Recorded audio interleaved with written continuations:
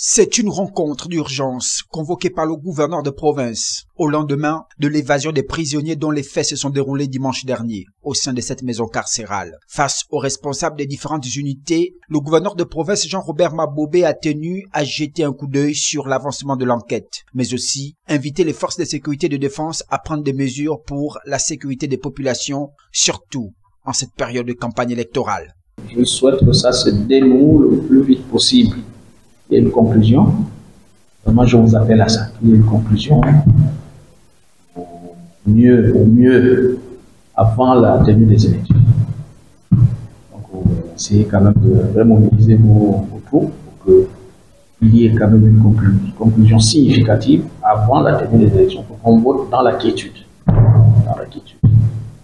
C'est nécessaire pour nous tous. Dans la ville, les populations circulent librement. L'objectif aujourd'hui pour les autorités est de stabiliser la quiétude des populations pour éviter tout débordement. Affaire à suivre.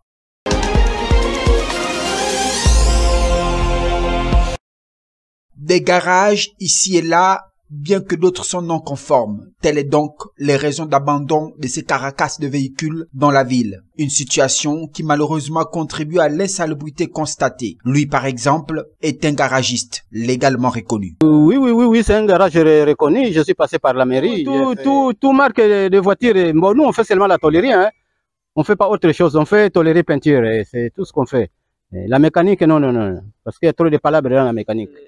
Non, tout est en règle. Hein. Moi, je nettoie l'autre mon garage. Et tu sais, là où tu vis, l'autre, il faut que ça soit propre. Hein. C'est un peu ça.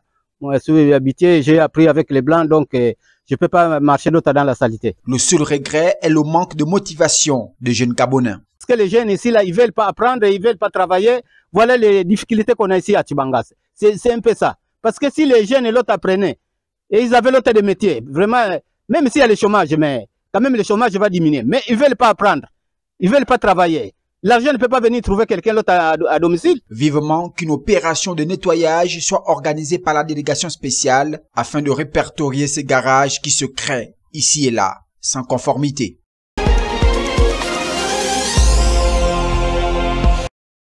Il y a plus de 3 semaines que le gaz butane est en manque dans la ville. Des fournisseurs jusqu'aux revendeurs, le constat est le même. Pas de gaz, une situation qui touche bon nombre de couches sociales.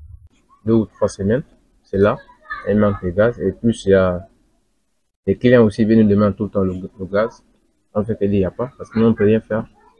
Donc on ne sait même pas d'où le gaz vient. Donc on ne fait qu'attendre. Lorsqu'on nous livre, on vend. Lorsque c'est fini, on demande, c'est fini. On n'a pas de solution. Une fois qu'il amène le gaz, il nous livre le gaz, on vend. Après 2 ou 3 semaines, s'il y en a, il vient encore nous livrer. Comme ça, mais pratiquement le gaz ne livre pas. Cette pénurie de gaz à Tchibanga a de lourdes conséquences dans les ménages habitués à son utilisation, bien même que d'autres en profitent pour se faire un petit chiffre d'affaires. Quand tu pars en bourse, tu vas dans ta plantation, tu vas trouver ton bois, tu fends, tu dis aux enfants d'amarrer les paquets, vous soulevez et vous amenez. Mais avant nos grands-parents préparaient avec quoi? Les mamans préparaient avec le bois. Voilà. Donc, moi je ne m'emmerde pas, même si je n'ai pas le gaz, j'ai mon bois. J'allume mon feu et je prépare ma nourriture avec les enfants, tous à la maison, toute la famille, on prépare. S'il n'y a pas le gaz, on attend. Le jour qu'il y aura une possibilité, que le gaz est là, ou bien les voitures sont garées, ils sont venus libérer le gaz, on peut payer la bouteille de gaz. Vivement que ce manque de gaz butane soit comblé afin de soulager bon nombre de ménages.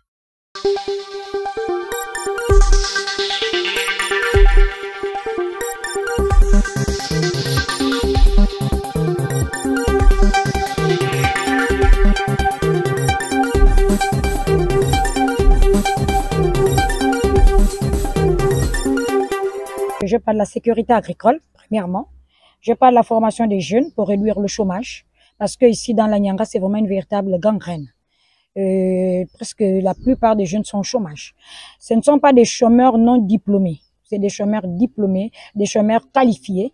Et à ce niveau, on ne sait plus comment faire. Les enfants ils ne savent même plus à quelle sorte se vouer. Donc, du coup, ces problèmes-là me tiennent à cœur. Il faudrait qu'on trouve une solution et des palliatifs pour remédier quand même à cette situation. Je parlerai également de l'amélioration à l'accès aux soins de santé. Donc, soutenir aussi l'agriculture, le tourisme et la création d'emplois. Lorsque je parlais déjà en première position de la sécurité agricole, là-dedans, on va inclure le souci que nous avons ici dans la province de la Nyanga avec les éléphants. Parce que nos parents n'arrivent plus, nous l'agriculture ici, c'est tout ce qu'on a comme entreprise. Les parents n'arrivent plus à aller au champ, faire quelque chose, alors qu'ils ne vivent que de ça. Donc, c'est une situation qui me tient vraiment à cœur. Qu'est-ce qu'il faut faire pour cette situation des éléphants? Oui, je demanderai à mes électeurs, mes papas, mes mamans, je suis là. C'est vous qui m'avez demandé de me présenter. Hein, déjà, le dossier avait disparu, le dossier a réapparu. Donc, du coup, vous devez faire ce que vous savez faire, comme d'habitude. Cette fois-ci, il n'y a pas de coup de libération, il faut que je passe. Cette fois-ci, le PDG est quand même un peu affaibli, ou bien affaibli totalement, il faut que je passe. Parce qu'il faut que, à l'Assemblée, le premier arrondissement de la province de la Nyanga, donc de la ville de Tubanga, soit valablement représenté.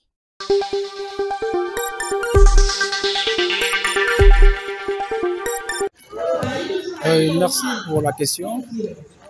À cette élection, en fait, ma motivation, c'est le changement. Le changement de notre district de Mkalba de Mungu.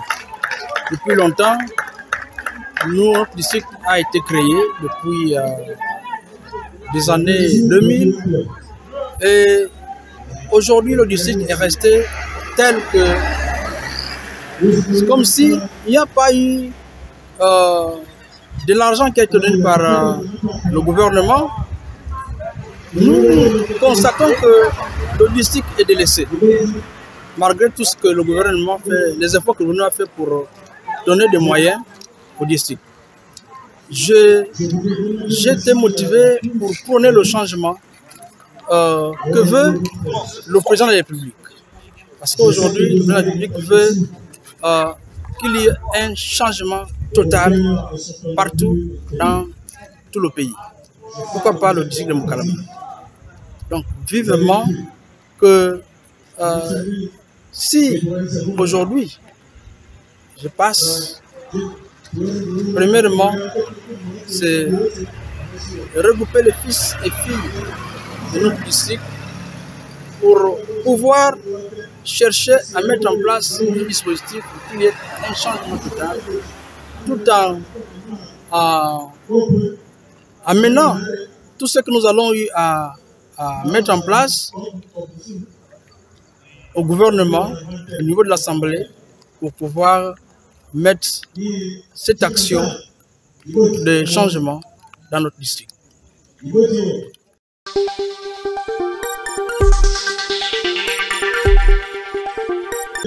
Le député a un rôle crucial pour la population. Le député doit défendre les droits de la population. Bien que ce n'est pas le député qui construit, mais le député doit prendre les revendications de la population et amener au niveau de l'Assemblée et présenter ça au gouvernement pour que le gouvernement puisse avoir un œil regardant vers la localité que le député, n'est-ce pas, siège. Aujourd'hui, nous voulons que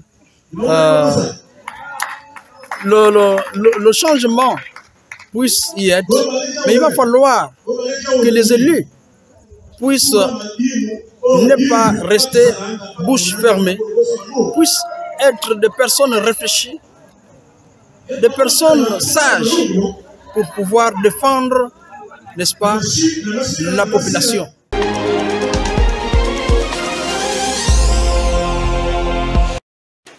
Ils portent la tenue bleue des prisonniers. Au premier rang du tribunal militaire de Béni, ces hommes attendent leur jugement pour participation ou facilitation des activités des forces démocratiques alliées, ou ADF, ce groupe armé rebelle responsable de dizaines d'attaques dans l'est de la RDC. Connu comme quelqu'un qui ravitaille les ADF en produit de première nécessité. Et vous avez dit, M. le Président, qu'il avait une moto. Ils achètent les motos pour leurs collaborateurs. Et ces motos, M. le Président, sont achetées pour leur ravitaillement. Les prévenus ont été capturés lors des différentes opérations menées par les FARDC, alors que les ADF ont intensifié leurs attaques dans le Nord Kivu et l'Ituri ces 3 derniers mois. Mais pour leur avocat, les hommes présentés ce lundi ne sont pas responsables.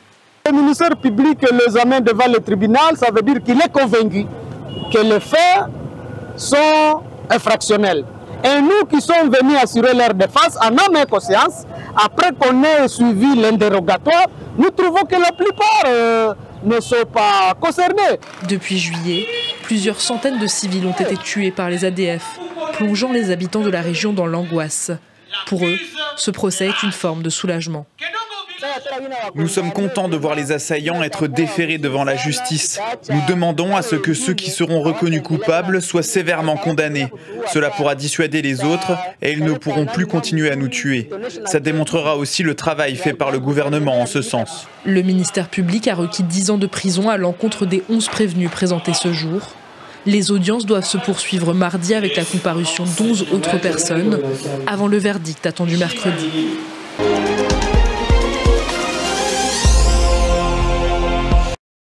L'histoire semble se répéter pour Vital Kamerhe qui a démissionné ce lundi du perchoir de l'Assemblée nationale.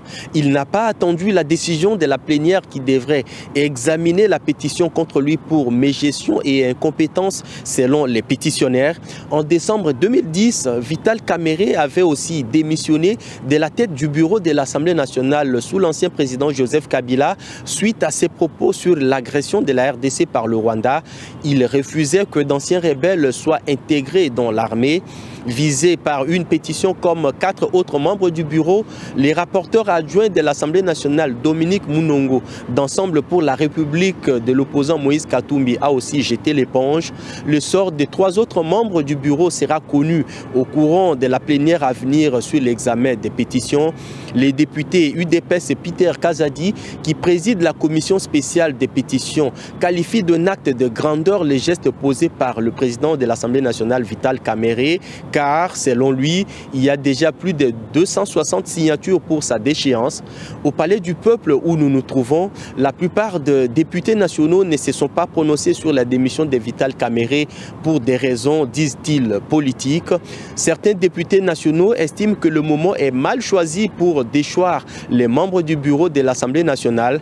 La priorité pour eux est et reste le rétablissement de la paix dans la partie est du pays occupée par les rebelles du M23 AFC, soutenu par le Rwanda.